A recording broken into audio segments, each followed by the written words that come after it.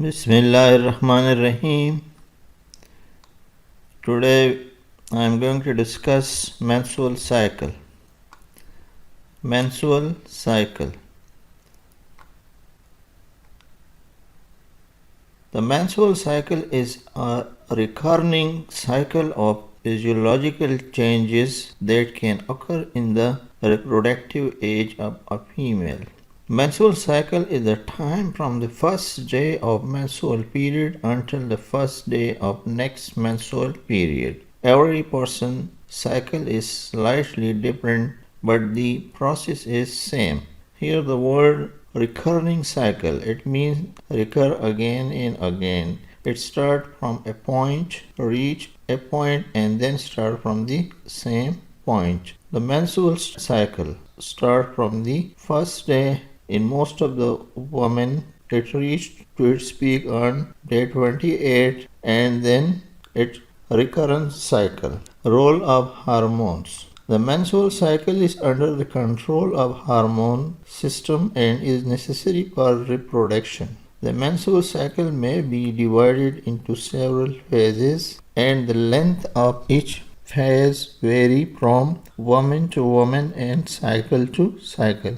From the central nervous system, where hypothalamus and pituitary gland is located. From hypothalamus and hormone, gonadotropin releasing hormone is released and it acts on the anterior pituitary. It acts on the anterior pituitary and release luteinizing hormone and follicular stimulating hormone. Luteinizing hormone acts on the theca cell and produce progesterone, and follicular stimulate act on granulosa cell and release or secrete estrogen, and they then act on its target tissue. Two-cell model. Follicular stimulating receptors are exclusively present on granulosa cell. Luteinizing receptors are present primarily by the theca cell of the ovary. Stimulation of follicular stimulating hormone receptor. Stimulation of FSH receptor present on the granular cell stimulate enzyme aromatase activity, promoting the conversion of androgens, androstenedione and testosterone into estrogen. Stimulation of luteinizing receptor present on the theca cell lead to their increased production of androgen, with granulosa and theca cell lying close to each other. There are additional paracrine mediators involved in the synthesis of estrogen. This is the granular cell, and on this cell follicular stimulating hormone receptors are present. On theca cell luteinizing hormone receptors are present. This is the theca interna and this is the granulosa cell. One produces the luteinizing hormone and the other produces the follicular stimulating hormone. Name of phases, events and duration of menstrual cycle. Name of phases and days in average. Menstrual phase, in which bleeding occurs, it remains for 2 to 7 days. Follicular phase, also known as proliferative phase. This phase remains for 5 to 13 days. Ovulation is not a phase but an event dividing the menstrual cycle into phases, the proliferative and secretive phase, and this event actually occurs on day 14. Luteal phase, also known as secretory phase. This starts from day 15 to day 26. Ischemic phase, some sources group this with secretory phase, and it occurs on day 27 or 28. Terminologies. A woman's first menstruation is termed menarche and is one of the later stage of puberty in girls. The average age of menarche in human is 12 years, but is normal anywhere between age 10 and 16. Factors such as heredity, diet, and overall health can accelerate or delay menarche. The cessation of menstrual cycle at the end of woman reproductive life is termed menopause. The average age of menopause in women is 51 years, with anywhere between 40 and 50 being common. Menopause before age 35 is considered premature. Illnesses, certain surgeries, or medical treatment may cause menopause to occur earlier. The length of a woman's menstrual cycle will typically vary, with some short cycle and some longer cycle. A woman who experiences variation of less than 8 days between her longest cycle and shortest cycle is considered to have regular menstrual cycle. Before going to the phases of menstrual cycle, let's understand first the anatomy and histology of the uterus. This is cross section of the uterus. Here you can see that this is the uterus or female reproductive system, consists of ovary, fimbria, fallopian tubes, the uterus, the cervix, the vagina, and the vulva. Here this is the cross section of uterus. This is the myometrium and this thin line is endometrium. Endometrium is again divided into two lamina or surfaces. This is myometrium and this is from here to here, this is the endometrium. The layer which is attached to the myometrium is called lamina basilis, and above the lamina basilis is another layer which is called lamina functionalis. And during menstrual cycle, all the changes in this layer, lamina functionalis. This is the histological picture of uterus, endometrium, and here we can see the endometrial glands. Phases of menstrual cycle. The first phase is called menstruation. Menstruation is also called menstrual bleeding, menses, or a period. The flow of menses is a sign that a woman has not become pregnant. During the reproductive year, failure to menstruate may provide the first indication to a woman that she may have become pregnant. When in reproductive years menstruation does not occur, so it is an indication of pregnancy. Eumenorrhea denote normal regular menstruation that lasts for a few days, usually 3 to 5 days, but anywhere from 2 to 7 days is considered normal. Eumenorrhea, when the bleeding occurs, it lasts for 3 to 5 days, so this is normal, but it may extend up to 7 days, considered normal. The average blood loss during menstruation is 35 milliliters, with 10 to 8 ml considered normal. Many women also notice shedding of the endometrium lining that appear as tissue mixed with the blood.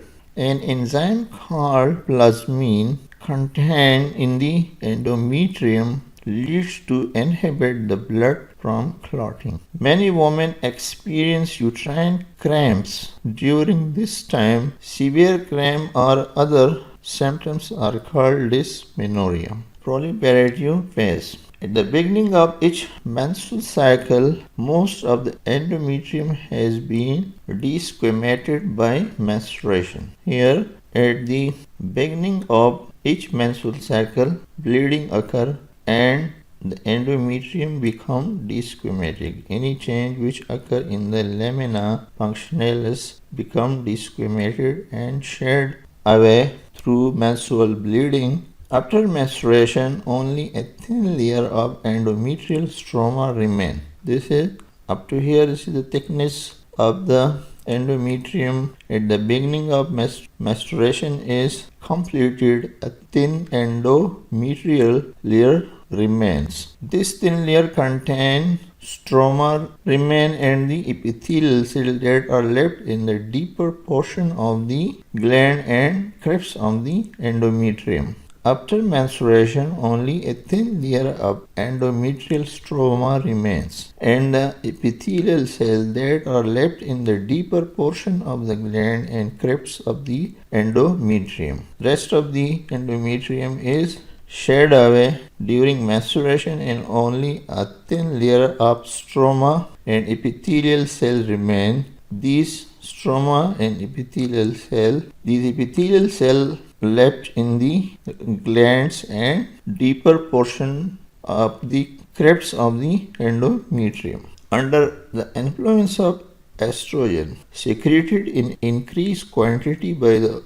ovary during the first part of the monthly ovarian cycle, the stromal cell and the epithelial cell proliferate rapidly. When these cells shed away and a thin layer and epithelial cell remain in the lamina basilis. Then proliferation occur under the influence of estrogen. These cells then again start proliferation. The endometrial surface is reepithelialized within 4 to 7 days. At day 5 or 6 to 7, the menstruation continue, and after that reepithelialization occur, and up to day 7 the endometrial surface is reepithelialized. During the next week and before ovulation, the endometrium increase greatly in thickness owing to increased number of stromal cell,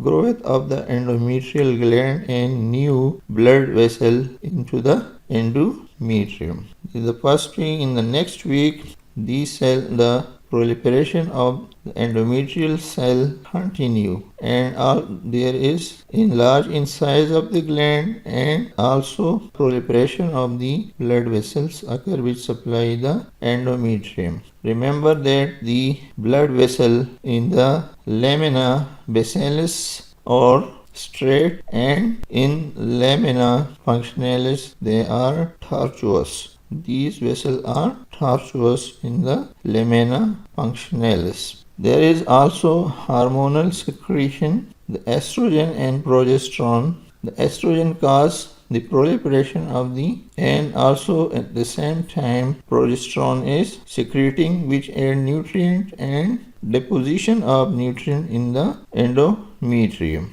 At day 14, there is an event which is called surge of the luteinizing hormone. During this surge, that the estrogen level is becomes suddenly goes high, and this causes ovulation. This is called an ovulatory event. After the time of ovulation, the endometrium is 3 to 5 millimeter. The endometrium of the cervical region secrete a thin, stringy mucus. It is thin and stringy. The mucus strings align themselves along the length of the cervical canal, forming channels that help guide sperm in the proper direction from the vagina into the cervical canal towards the fallopian tube which contain the ovum. In case when fertilization doesn't occur, then the uterus starts production of thick mucus which actually block this canal to prevent retrograde infection from the vagina to the uterus. These are the glands which are present here and secrete this stringy secretion. Progestational phase, secretory phase or progestational phase. After ovulation, progesterone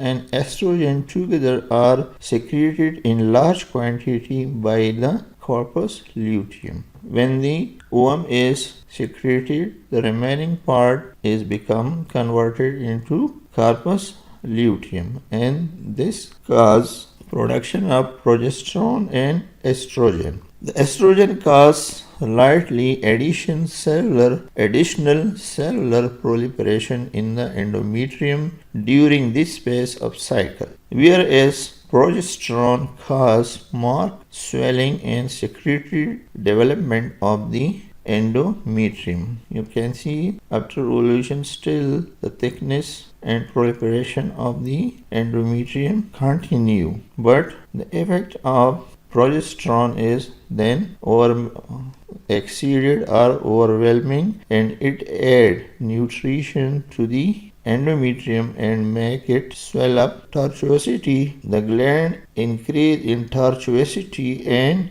excess of secretory substances accumulate in glandular epithelial cell. Here the tortuosity of the glands increase and also cause increased secretion which accumulate in these glands. Also the cytoplasm of the stromal cell increase, lipid and glycogen deposition and also protein increase greatly in stromal cell, and the blood supply to the endometrium further increases. With increase in the thickness of endometrium, the size of the glands increase and the size of the vessels increase, and also tortuosity of these vessels increase. At the peak of the secretory phase, about 1 week after ovulation, the endometrium has a thickness of 5 to 6 millimeter. This thickness is about 5 to 6 millimeter. Purpose of endometrial changes. The whole purpose of all the endometrial changes is to produce a highly secretory endometrium that contain large amount of stored nutrient to provide appropriate condition for implantation of the fertilized ovum. The uterine secretion called uterine milk provide nutrition for ovum. When the ovum is still not implanted to the uterine wall, the uterus contains a secretion which is called uterine milk, and it provides nutrition to the ovum. The trophoblastic cell on the surface of the ovum digest the endometrium and absorb the endometrial stored substances. Menstruation. If the ovum is not fertilized about 2 days before the end of monthly cycle, corpus luteum in the ovary suddenly involute. You can see when ovulation occurs, the corpus luteum produce estrogen and progesterone, but when pregnancy does not occur about 2 days before the end of monthly cycle, it becomes involutes and the ovarian hormone estrogen and progesterone decrease to low level of secretion. Menstruation is caused by the reduction of estrogen and progesterone at the end of cycle. When there is no corpus luteum, there is no estrogen and progesterone. Menstruation is caused by the reduced supply of these two hormones. The first effect is decreased stimulation of the endometrial cell by these two hormones, followed rapidly by involution of the endometrium itself to about 65% of its previous thickness. Then during the 24 hours preceding the onset of menstruation, the tortuous blood vessel goes in spasm. These vessels then goes into spasm. The vasospasm, the decrease in nutrient and the endometrium, and the loss of hormonal